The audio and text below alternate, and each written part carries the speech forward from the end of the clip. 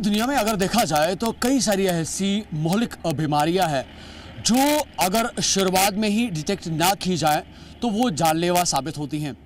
अगर हम देखें तो टीबी एक बड़ी बीमारी है जिसने पूरी दुनिया को अपनी कहीं ना कहीं पे चपेट में लिया है, चाहे हम पोलियो की बात करें। और वहीं पे कैंसर एक ऐसी बीमारी है जो मोहलिक है, लेकिन अगर इसके वक्त पर सही असबाब किए जाएं तो इंसान की जान बच सकती है। हालांकि अगर हम कश्मीर में कैंसर के रैशों को देखें, चाहे हम ब्रेस्ट कैंसर की बात करें, लंग कैंसर की बात करें, स्टोमक कैंसर की बात करें, ऑरल कैंसर की बात करें, कई सारी ऐसी सिचुएशंस हैं जिसकी वजह से जम्मू कश्मीर की आवाम कैंसर की वजह से काफ़ी मुतासर रही है। आज इस सब पे बात करने के लिए हमारे साथ एक ख़ास मेहमान यहाँ कश्मीर में मौजूद है, डॉक्टर अंशुमन कुमार, जो कि पूरे हिंदुस्तान के नामवर डॉक्टर हैं, ऑन्कोलॉजिस्ट सर्जन है और आज बिलखसूस केसर टीवी से मुलाकात करने के लिए यहाँ श्रीनगर पहुँचे हैं। अंशुमन सर, आपका बहुत बहुत शुक्रिया हमारे साथ बात करने के लिए। क्योंकि मैं अभी इंट्रोडक्शन में बता रहा था कि कश्मीर की अगर हम बात करें, कई सारे रीजंस रहे हैं जिनकी वजह से यहाँ पे कैंसर की जो रेशो है, मिकदार जो है वो काफ़ी बढ़ चुकी है। आपको क्या लगता है कि इसकी वजूहात क्या हो सकती है?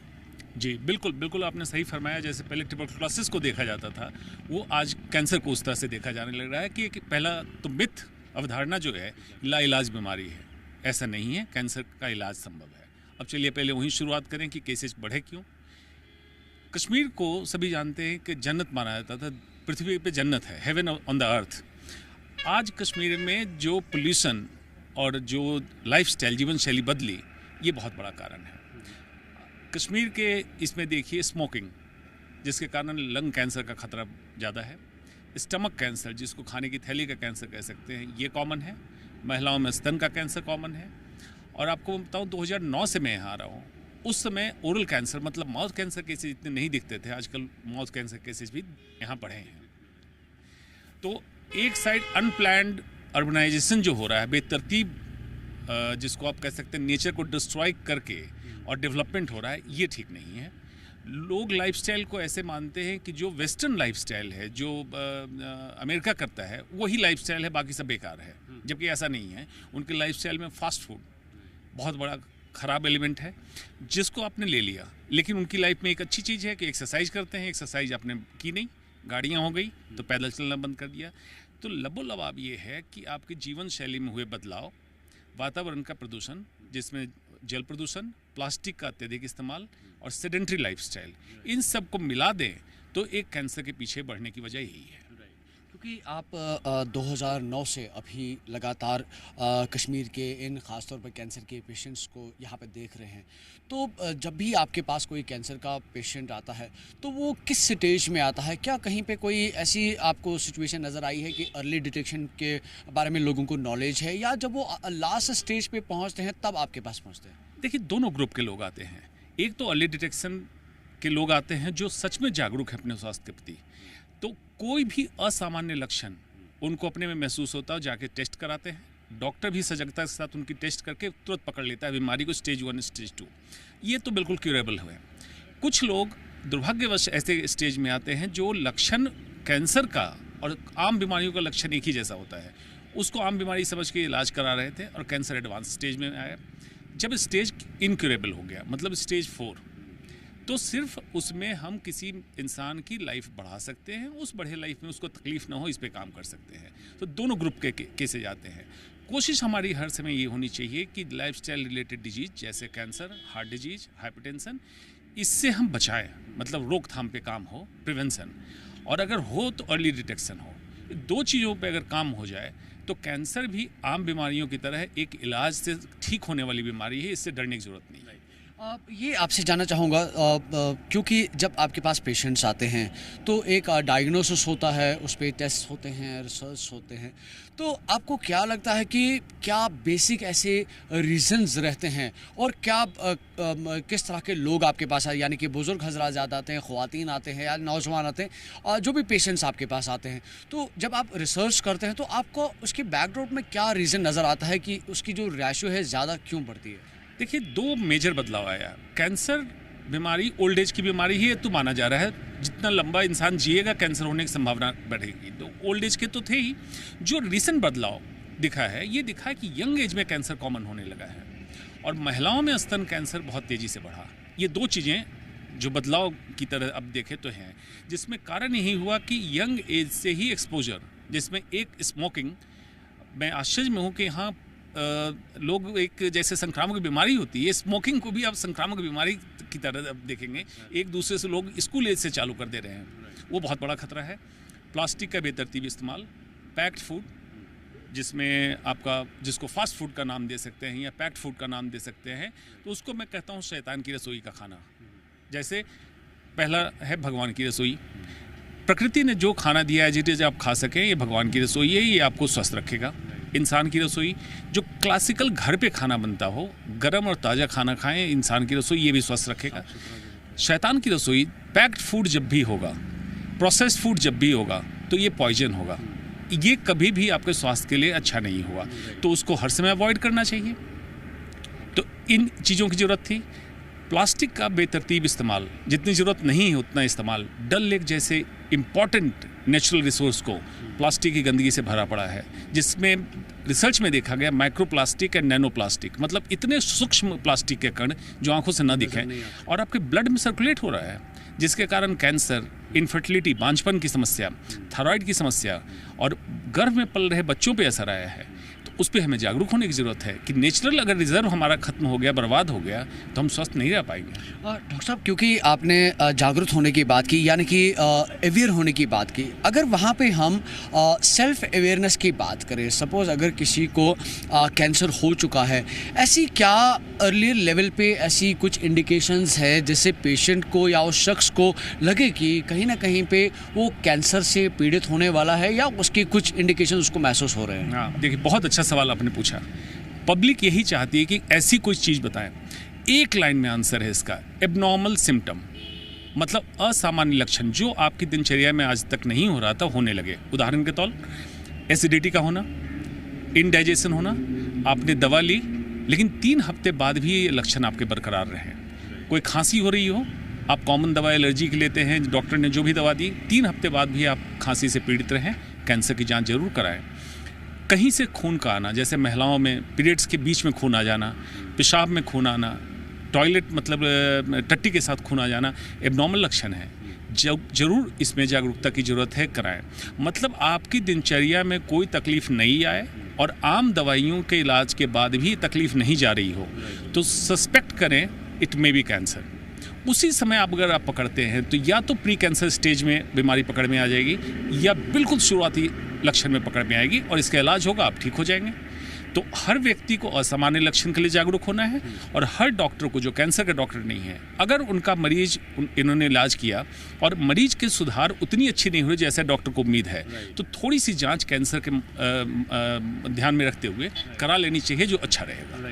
अच्छा, ये मुझे बताएं कि आपको क्या लगता है कि जैसे हम अभी ट्यूबरकुलोसिस के बारे में बात कर रहे हैं, सरकार की तरफ से 100 दिनों का इनिशिएटिव चला है अभी इसको पूरी तरह से इराडिकेट करने का, या पोलियो के बारे में अगर देखें तो एक बड़ा एक अभियान जो है हमारे पूरे मुल्क में चला, जिससे हम तकरीबन जो है अब ख़त्म कर चुके हैं यहाँ पे पोलियो की अगर हम बात करें।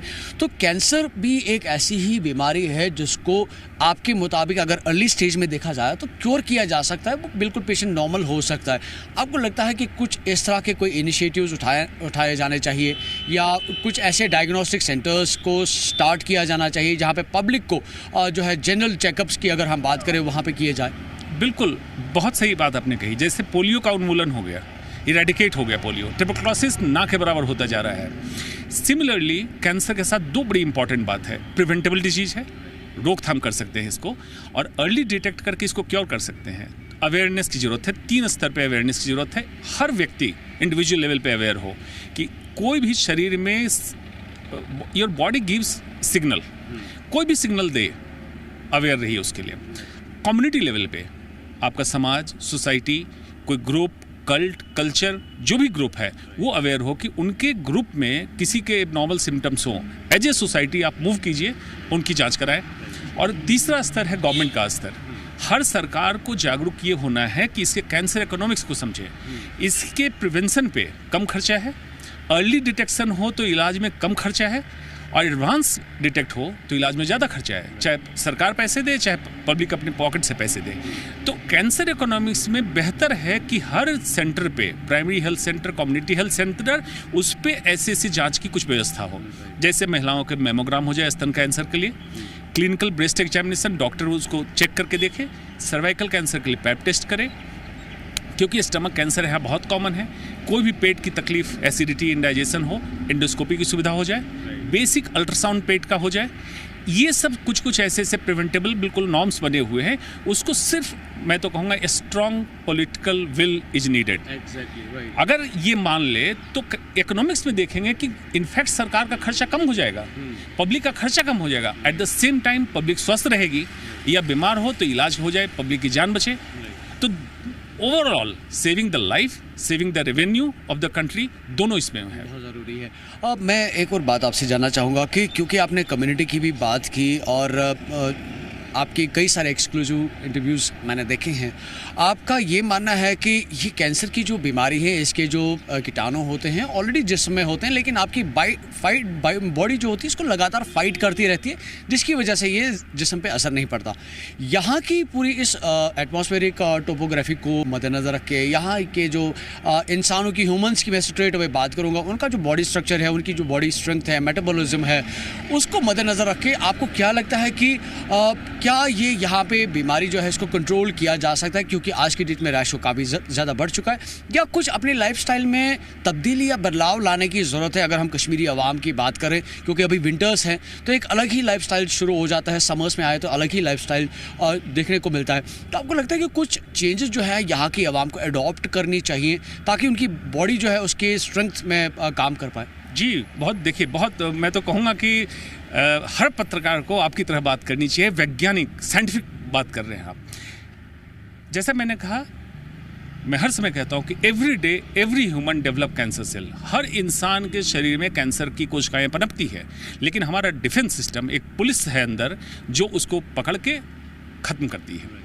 अब आपको क्या अवेयर होना है? दूसरा मैं कहता हूँ, कैंसर बीमारी नहीं है, cancer is not a disease, it is a manifestation. बीमारी कहीं और है। बीमारी क्या है? सेल के अंदर होने वाले बदलाव, जैसे ग्लाइकेशन, मिथाइलेशन, ऑक्सीडेटिव स्ट्रेस, ये सारी चीज़ें बीमारी 8 तरह की, जिसका लक्षण कैंसर के फॉर्म में दिखता है। अब एक एक करके उठाते हैं। मिथाइलेशन, कश्मीरी अवाम में नून चाय पीने की परंपरा है, जिसमें मिल्क, चाय की पत्ती, सोडा जिसको सोडियम बाइकार्बोनेट बोलते हैं, और नमक, इन सबको मिला के तैयार किया जाता है। इसमें जो केमिकल मिक्सचर से निकलता है वो मिथाइलेशन कराता है स्टमक के म्यूकोसा, स्किन को, और वही कैंसर में तब्दील होता है। तो पहला बदलाव की ज़रूरत है। नून चाय बेशक कस्टम का पार्ट है, पिएं। सोडियम बाइकार्बोनेट मिलाना उसमें बंद करें, उसको हटा दें। पहला, सॉल्ट बहुत खाते हैं, चाहे चाय में हो चाहे किसी में हो, उसको हटाएं। नान जो खाते हो मैदा है, अल्ट्रा प्रोसेस्ड फूड है, फाइबर नहीं है, आपको सिर्फ स्टार्च मिल रहा है। अल्ट्रा प्रोसेस्ड फूड सेंट्रल मोटापा ज़्यादा करेगा, ये चेंज की ज़रूरत है। और फॉर्मूले के फॉर्म में कहूँगा कि जब मैंने कहा cancer is not a disease, disease कहीं और है, but that disease not druggable, that is foodable. उसको खाने से हम ठीक कर सकते हैं। तो खाने में और पूरे लाइफस्टाइल की ज़रूरत है। फॉर्मूला है MMMS। कश्मीरी अवाम जो मुझे सुन रही है, इस फॉर्मूले को आज से अपने जीवन में लागू कर ले। पहला M, मील, जो मैंने बताया, नून चाय।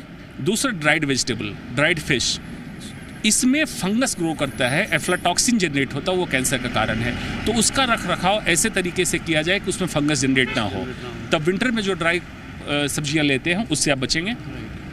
रीजनल खाएं, सीजनल खाएं, मतलब अपने रीजन में होने वाली चीज़ें जो सीजन में आती हो वही खाएं। कोशिश ना करें कि बेवजह बाहर से इंपोर्ट करा के और महंगी चीज़ें खा के, वो बीमारी का कारण है। ईटिंग विंडो, आपका शाम को खाना जो लास्ट मील हो, शाम के पहले ख़त्म हो जाए, तो रात को पेट को, लिवर को शांत होकर रिलैक्स करने का मौका मिले। ये करें। नमक की मात्रा अपने खाने में कम करें। ये सब कुछ M पे हुआ। Second M is movement, exercise. अब कश्मीर में तरक्की हुई तो लोग पैदल चलना छोड़ दिए, गाड़ी पे चल रहे हैं, तो मूवमेंट की ज़रूरत है। मूवमेंट कैसे हो सकता है? किसी भी तरह के ऐसी एक्सरसाइज जिसमें FARB चारों चीज़ें कवर हो। Flexibility, aerobics, resistance training and balancing, ये करें। मूवमेंट कब कब करना है? 4 मूवमेंट करना है। सुबह ज़रूर वॉक करें, ठंड का मौसम है फिर भी आप पूरी तरह कवर हों, लेकिन थोड़ी देर वॉक करें। खाने के बाद ज़रूर 10 मिनट वॉक करें। ऑफिस में अगर बैठ के काम करते हो तो prolonged sitting is equivalent to smoking, तो बीच बीच में 1 घंटे के लिए स्ट्रेच कर लें बॉडी को। और कभी स्ट्रेस हो तो ज़रूर, क्योंकि हर व्यक्ति को स्ट्रेस होगा, तो थोड़ा सा मूवमेंट करें ताकि आपका ब्लड शुगर कंट्रोल रहे। Third is mind stuff, third M is mind stuff. Anxiety, stress level सबको होगा, इंसान है तो स्ट्रेस होगा। उस स्ट्रेस का बॉडी पे नेगेटिव इम्पैक्ट ना पड़े, इसके लिए मेडिटेशन, ध्यान, किसी भी इस तरह की प्रक्रिया को, और इस्लाम में तो नमाज की प्रक्रिया है, 5 टाइम नमाज जो पढ़ते हैं उसमें एक योगिक पोस्चर, आपका बॉडी भी स्ट्रेच हो रहा है, मन भी शांत हो रहा है, उसको करें। And fourth is sleep, quality sleep and quantity sleep, मतलब नींद आपकी बिल्कुल गहरी हो, 7 से 8 घंटे की अच्छी नींद हो। अगर आप ये 4 चीज़ें करते हैं तो हाइपरटेंशन, हार्ट डिजीज, मोटापा, डायबिटीज और कैंसर, इन सारी बीमारियों से बच सकते हैं। एक बड़ी इंफॉर्मेटिव बात जो है आज कश्मीरी आवाम आपके ज़ुबान से सुन रही है।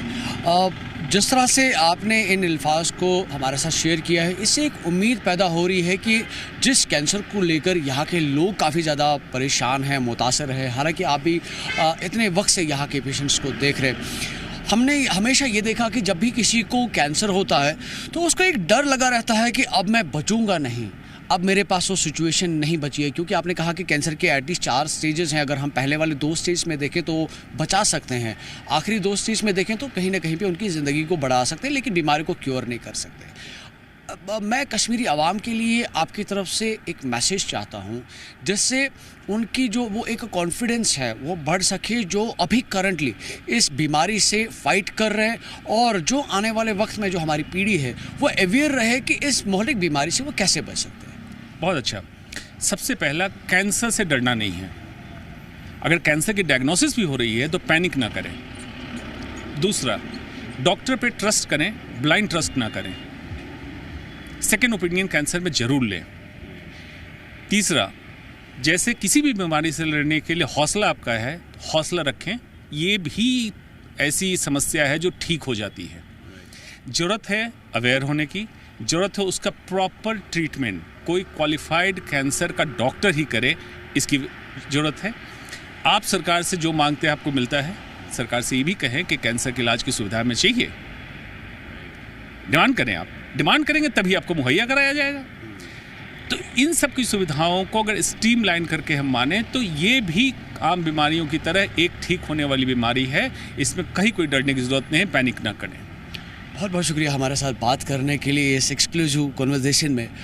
कैंसर को ट्रीट किया जा सकता है, कैंसर से डरने की कोई ज़रूरत नहीं है, एक कॉन्फिडेंस लाने की ज़रूरत है।